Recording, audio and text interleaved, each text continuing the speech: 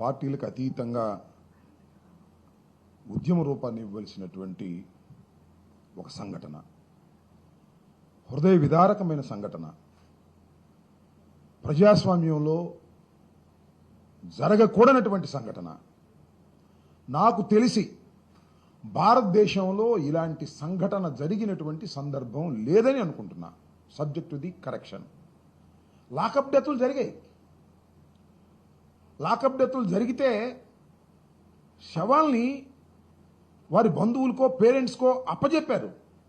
అప్పజెప్పి వాడి చచ్చిపోయాడు, మేము చంపలేదని అబద్ధాలు ఆడారు. అలాంటి సంఘటనలు చూసాం. కానీ ఇదేంటండి నాకు అర్థం కాలేదు. ఈ రాష్ట్రంలో ఎక్కడ లేని విధంగా కొడితే చనిపోతే శవాన్ని మాయం చేశారే. ఇది మరో నేరం కదా. సాక్ష్యాధారాలు లేకోకుండా శవాన్ని పోలీసు వారు తీసుకెళ్లి దహనం చేశారే.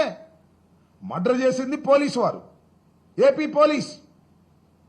దహనం చేసింది ఏపీ పోలీస్. కోర్టులో ఏం చెప్తారండి? హెబియస్ కార్పస్ పిటిషన్ ఫైల్ చేస్తే ఆయన కోసం వెతుకుతున్నామని చెప్తారు. బూడి చేసిన మీరే ఆయన కోసం వెతుకుతున్నామని చెప్తున్నారు. ఎక్కడైనా విన్నారా? ఎక్కడైనా చూశారా?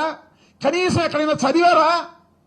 వాళ్లే చంపి వాళ్లే బూడిద చేసి న్యాయస్థానాలు ప్రశ్నిస్తుంటే టీమ్స్ పెట్టి ఎతుకుతున్నాం సార్. ఏంటి దిగేది? బూడిద. Everybody knows. న్యాయస్థానాలకి కళ్ళు లేవంటారు, చెవులే ఉన్నాయంటారు. కానీ ప్రజలకు కళ్ళు ఉన్నాయి సార్. ప్రజలకు కళ్ళు ఉన్నాయి. ప్రజలు చూశారు. విజయవాడలో నడి రోడ్డు మీద శవాన్ని తీసుకెళ్తుంటే చూసినటువంటి కళ్ళున్నాయి. ట్రీట్మెంట్ చేసిన హాస్పిటల్ ఉంది, దహనం చేసిన శ్మశానం చెప్తుంది. అయినా ఎతుకుతున్నాం సార్, టీమ్స్ పెట్టాం సార్ అని కోర్టుకు అబద్ధాలు చెప్తున్నారు. సీసీ కెమెరా ఫుటేజ్ తీయమన్నారు, వాటికి సంగతి లేదు. ఏమిటి దారుణం? నేను రిక్వెస్ట్ చేస్తున్నా, ఈ ప్రభుత్వాన్ని రిక్వెస్ట్ చేస్తున్నా, నాట్ డిమాండ్. ఈ ప్రభుత్వంలో పోలీసులే ఈ మర్డర్ కారకులయ్యారు కాబట్టి ఐ రిక్వెస్ట్ ది గవర్నమెంట్.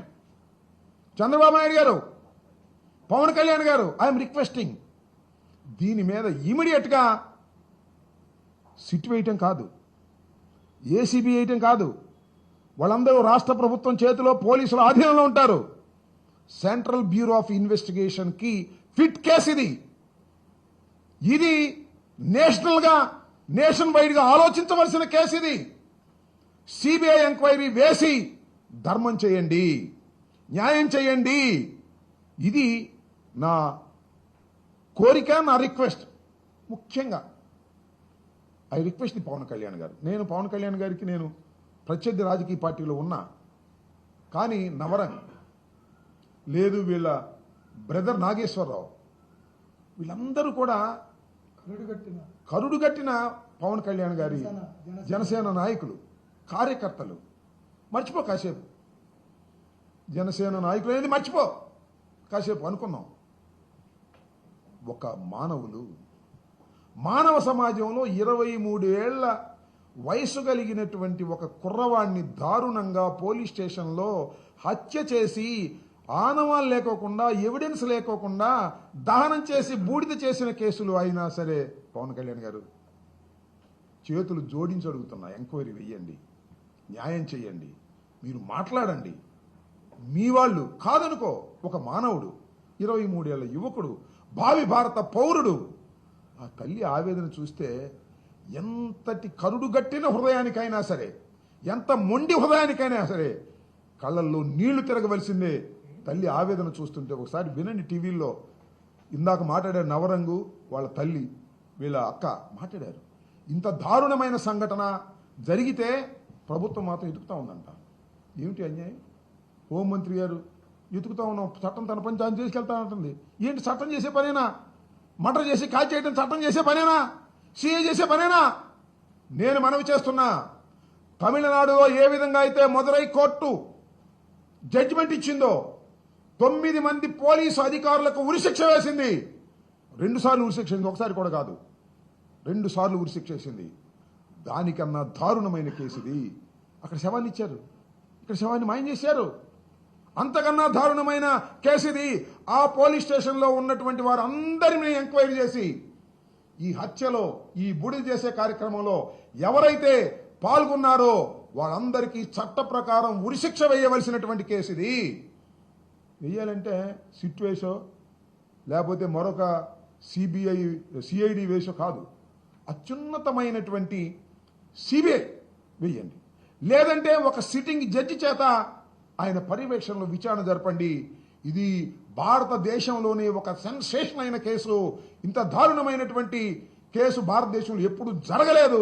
ఎన్కౌంటర్లు చూసామండి, వాడు పారిపోతుంటే కాల్ చేస్తామంటారు, అది వేరు. ఇదేంటండి?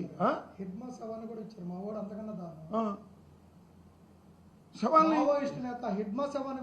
కూడా ఇచ్చారు కాల్ చేసి. ఈ రకమైనటువంటి ఘోరమైనటువంటి కార్యక్రమాలు చేస్తున్నటువంటి ఈ ప్రభుత్వానికి నేను ప్రస్తుతం విజ్ఞప్తి చేస్తున్నా, మీరు ఇమీడియట్గా సిబిఐ ఎంక్వైరీ వేయండి, న్యాయం చేయండి. మాకు తెలుసు, మీకు తెలుసు, కోర్టు వారికి తెలియకపోవచ్చు. రేపు 29వ తారీఖు కోర్టు వారికి కూడా తెలుస్తుంది. అత్యున్నతమైన ఆంధ్రప్రదేశ్ గడ్డ మీద ఉన్నటువంటి అత్యున్నత న్యాయస్థానం ఏపీ హైకోర్టుకు కూడా తెలుస్తుంది. వాళ్ళు ప్రొడ్యూస్ చేయలేరు. సాయికృష్ణ బూడిదైపోయాడు, బూడిద చేశారు పోలీసులు, మీ ముందు ప్రొడ్యూస్ చేయలేరు. 29వ తారీఖైనా మీకు అర్థమవుతుంది, కోర్టు వారు కూడా న్యాయం చేస్తారు. ఇలాంటివి చివరికి బూడిదీమని అడుగుతా ఉంది తల్లి. సో నేను రిక్వెస్ట్ చేస్తున్నది ఏమిటంటే, మేము డెఫినెట్గా వీరి కుటుంబానికి అండగా ఉంటాం, సాయికృష్ణ కుటుంబానికి, విజయలక్ష్మి గారికి. దీనిలో తేలేంతవరకు